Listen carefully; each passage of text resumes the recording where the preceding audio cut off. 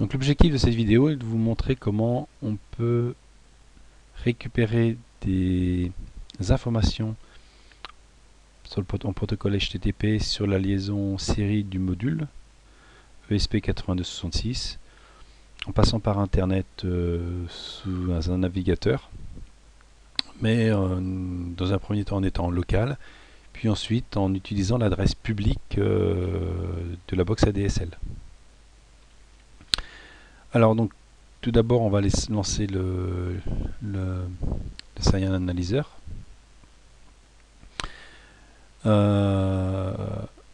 Au niveau des équipements, qu'est-ce que l'on a? Donc c'est pas ça. Donc on a le ESP8266, le dongle série, une alimentation au 3.3. Donc évitez de prendre l'alimentation 3.3 du dongle parce qu'en fin de compte il est pas, au niveau intensité il n'est pas suffisant. On peut avoir des courants de 400 mA et donc ça écroule l'alimentation du 3V3, puis donc le SP8266 il fonctionne mal, il y a des problèmes. Voilà. Voilà le dongle. Au niveau des schémas, au niveau des schémas, donc là on est sur le TX et le RX du module, et bien sûr on met la masse et on alimente en VCC. Il a le CHPD, il est à 3V3 aussi, ainsi que VCC. Voilà la présentation. Le moniteur série c'est celui-ci, donc là je vais mettre sous tension le module. Voilà, donc il est ready. Il se connecte au Wi-Fi, hein, donc une fois que c'est enregistré les paramètres de Wi-Fi, mot de passe et clé Wi-Fi, il se connecte. Alors là on va demander son adresse IP. Donc là ça c'est l'adresse IP du module ESP. L'adresse MAC aussi on en a besoin. Hein, donc voilà, donc ça c'est l'adresse IP locale hein, au niveau du routeur de la box ADSL Free. Donc là on va utiliser environnement Internet Explorer. On va taper 192.168.0.23 / coucou. Voilà. Alors on va le mettre en page minimum, voilà. Ah oui, donc d'abord il faut peut-être que je mette le module en mode serveur.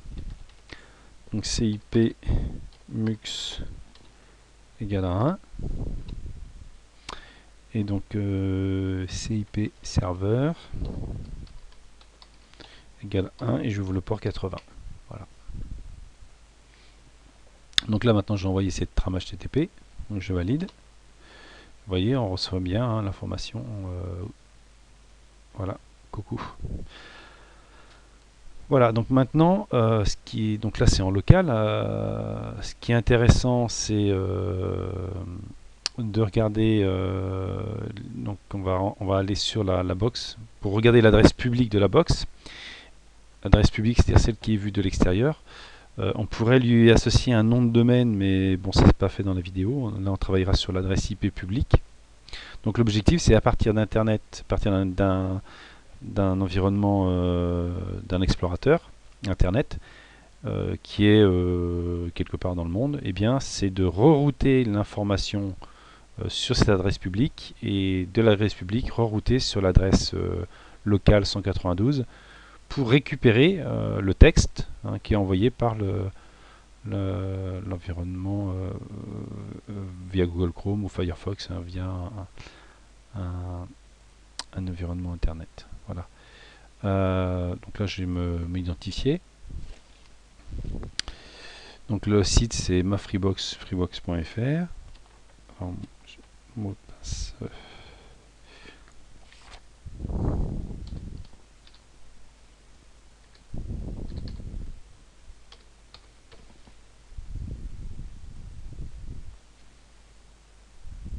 Voilà. Alors, donc là je vais dans les paramètres.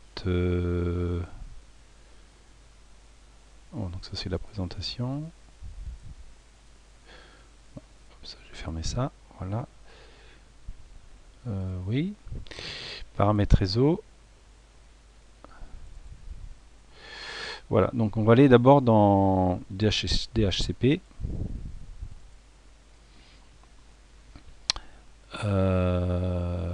Pause statique. Voilà, donc moi j'ai mon module ESP, hein, donc j'ai renseigné, on peut rajouter un byte, hein, j'ai renseigné, donc là on a, si on regarde bien, on a l'adresse IP et l'adresse MAC, hein, donc ça c'est important que vous la récupériez, hein, donc là l'adresse MAC elle est ici, l'adresse IP, donc si vous voulez ajouter un byte vous faites ajouter, donc là vous ajoutez l'adresse MAC, l'adresse IP, puis donc là c'est ce que j'ai fait la fois dernière, j'ai rajouté cet équipement là. Donc ça c'est au niveau des baux statiques, donc c'est à dire que j'ai toujours un byte pour cet équipement là. Voilà. Ensuite au niveau donc des gestions de port, donc on peut rajouter je suis en protocole TCP/IP. Tout à l'heure je parlais sur le port 80, donc j'ai rajouté que c'était le ESP, voilà. Donc là on fait ajouter une redirection, et puis vous rentrez les éléments, hein, rajouter une redirection. Donc là l'IP de destination c'est l'équipement, donc là c'est 192.168.023. L'IP source, si vous mettez toutes les adresses sources. Protocole TCP ou UDP, hein, vous ferez les deux. Port de début 80, port de fin 80, port de destination 80. Commentaire, ben là vous mettez le nom de votre équipement, c'est juste du commentaire. Voilà. Donc là, ça veut dire que là j'ai mon ESP 8266. Lorsqu'il va être sollicité par l'adresse publique de ma Freebox, eh bien ça va être réorienté. Voilà, donc là on peut fermer tout ça maintenant, quand c'est fait. Alors, voilà, si je le valide, hein, vous voyez, là je passe par l'adresse IP locale. Maintenant, je vais prendre l'adresse publique. Ah mince, alors je l'ai fermé, j'aurais peut-être pas dû. Nom de domaine, donc c'est pas ça.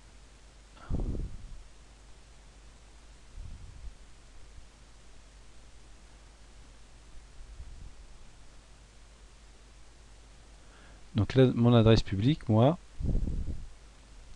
Donc là, on peut l'avoir ici.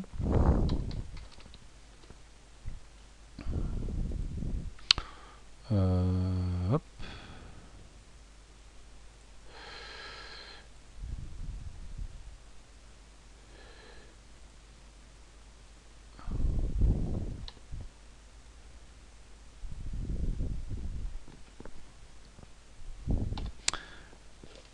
On va pouvoir l'avoir dans notre environnement, mais je sais pas où elle est exactement, donc c'est pour pas perdre trop de temps pour vous montrer. Donc il vous faut l'adresse publique de la box.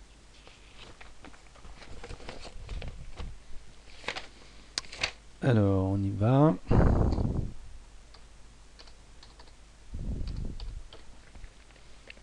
Voilà. Donc moi mon adresse publique.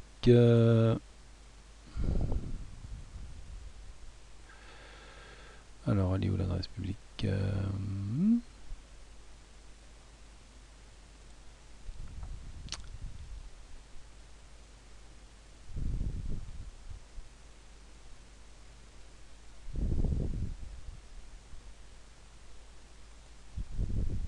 Voilà. Donc mon adresse publique, elle est là. Voilà, c'est celle-ci. Donc je vais la prendre. CTRL C. CTRL V. Slash bonjour.